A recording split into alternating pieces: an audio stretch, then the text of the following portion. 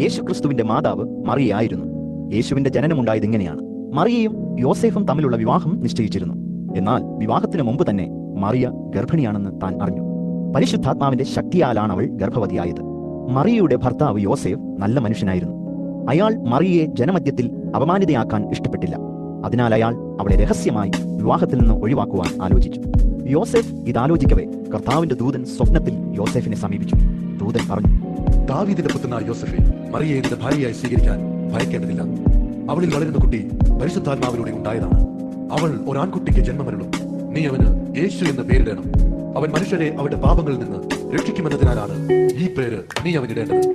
കർത്താവ് പ്രവാചകനിലൂടെ പറഞ്ഞ ഈ കാര്യങ്ങളുടെ അർത്ഥം മുഴുവനും വ്യക്തമാകത്തക്കവണ്ണം ഇത് സംഭവിച്ചു. കന്യക ഗർഭിണിയാകുകയും ഒരു പുത്രന് ജന്മമേകുകയും ചെയ്യും. അവർ അവന് ഇമ്മാനുവേൽ എന്ന് പേരിടും.